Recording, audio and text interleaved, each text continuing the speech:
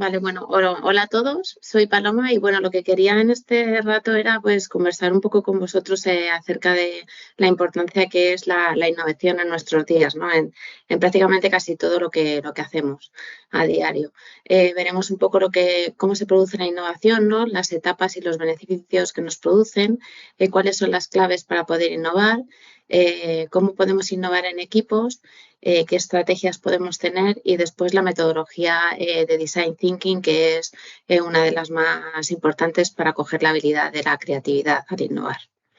Entonces, la innovación es todo aquello que te hace cuestionarte todo, ¿no? Cuando vas y piensas más allá de lo que piensas normalmente, ¿no?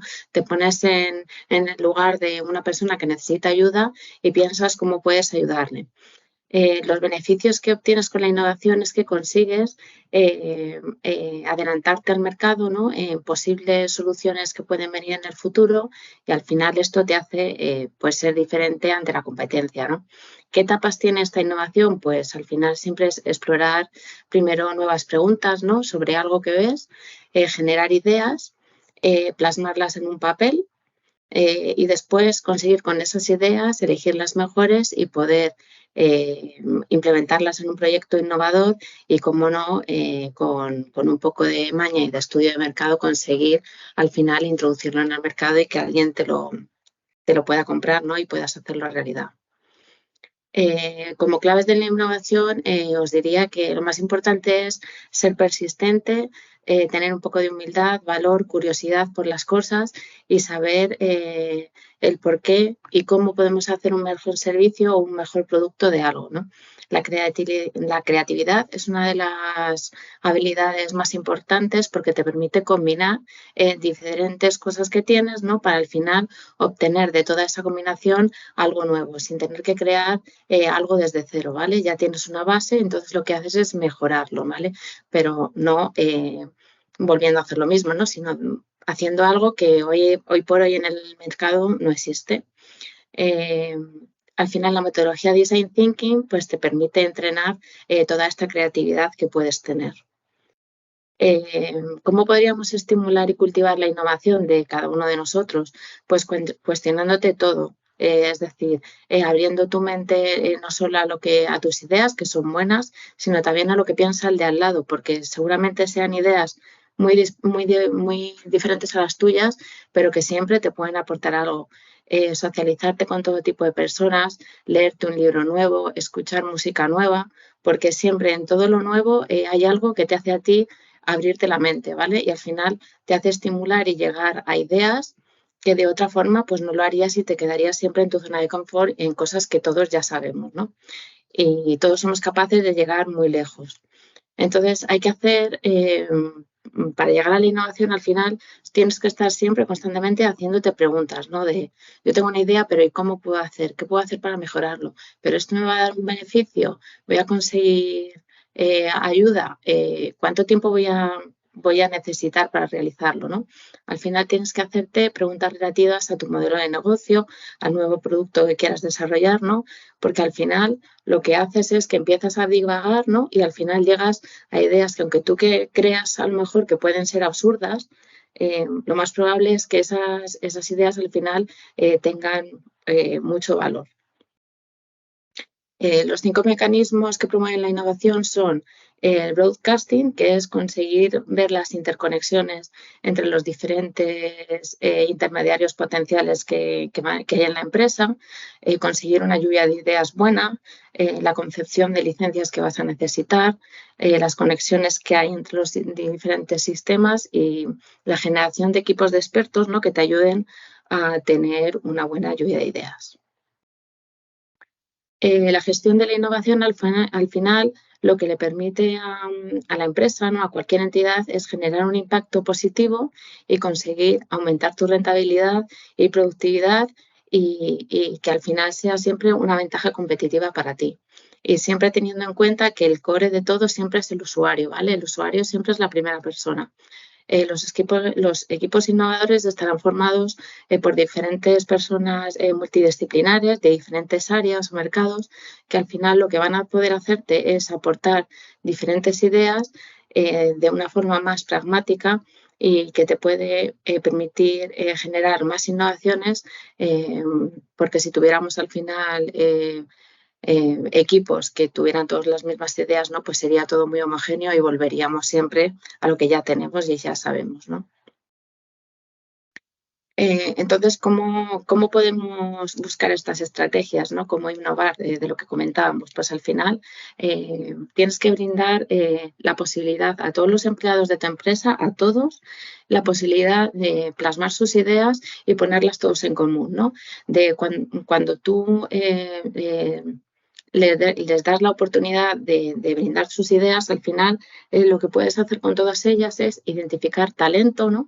Y clasificarlas, ¿no? Clusterizarlas en diferentes tipos para ver en función de los objetivos y los valores que tenga la empresa en ese momento, pues ir hacia un lugar o a otro, ¿no? Al final hay que, como comentábamos, armar equipos multidisciplinares de diferentes disciplinas y ir dando seguimiento a dichos proyectos, ¿vale? Los equipos tienen que tener una comunicación interna fluida. Hay que ver cuáles son las debilidades, cuáles son las fortalezas. En los puntos fuertes, pues hacerlos más fuertes. Y los débiles, pues darles un empujón para que se vuelvan fuertes. Hay que fomentar las habilidades de las personas que creen que a lo mejor pueden aportar poco, porque estoy segura y convencida de que pueden aportar mucho, aunque crean que no. Lo que pasa es que eh, tienen que creer en ellos. Al final, creer en ti, en el usuario, es una de las cosas fundamentales. Hay que utilizar nuevas tecnologías, nuevas metodologías de trabajo. ¿Cuáles? Pues ahora, como habréis podido ver en diferentes formaciones que estamos viendo, ¿no? La metodología Agile y Scrum, ¿no? Que son al final metodologías de trabajo que te permite obtener un producto, un MVP, ¿no? Un mínimo producto viable de forma rápida y al final disminuyendo costes, ¿no? Y consiguiendo llegar al objetivo de lo que necesita el usuario. ¿Vale? Nosotros lo que comentábamos, nos vamos a centrar en la parte inicial, que es hasta que tú consigues tener un repertorio de preguntas con unas ideas y al final poder materializar esas ideas. La metodología Design Thinking lo que permite es lo que hablábamos, conseguir combinar varias cosas que tienes y conseguir algo adicional y mejorarlo, ¿no? Es aplicar en distintos escenarios como servicios, modelos de negocio, nuevas maneras de comunicar, crear nuevos posicionamientos, ¿no? Resolver retos internos o externos de la compañía y, como comentábamos siempre, el foco, el usuario. Eso es la clave principal, ¿no?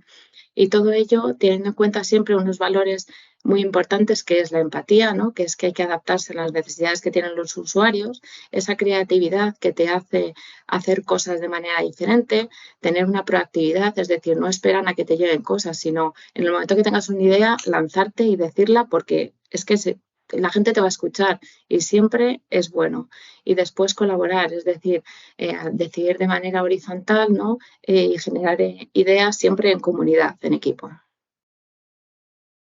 En esta la fase de empatía, que es el primer insight o la primera perspectiva que tenemos dentro de la metodología, lo que intentamos es saber la verdad del consumidor que nunca te va a contar, ¿no? Muchas veces el consumidor es reticente a decirte lo que realmente necesita por miedo a saber si lo vamos a conseguir o no.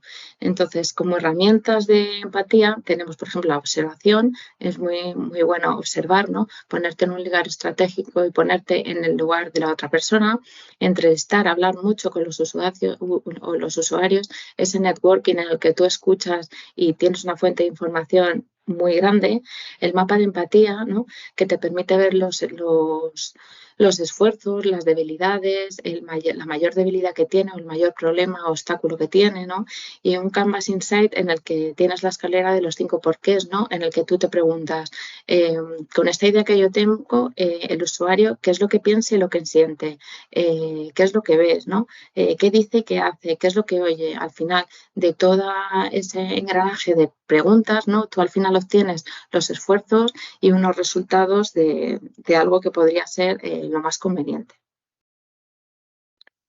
En la fase de definición, es definir y tener buenas ideas para tener buenas preguntas. Es decir, tenemos herramientas como el how might be, ¿no? ¿Cómo podríamos hacer, ¿no? Se supone que ahí tienes que hacer soluciones a diferentes preguntas. ¿Cómo podríamos hacer para que esta persona al final pudiera reinsertarse en el mundo laboral? Pues de esta forma.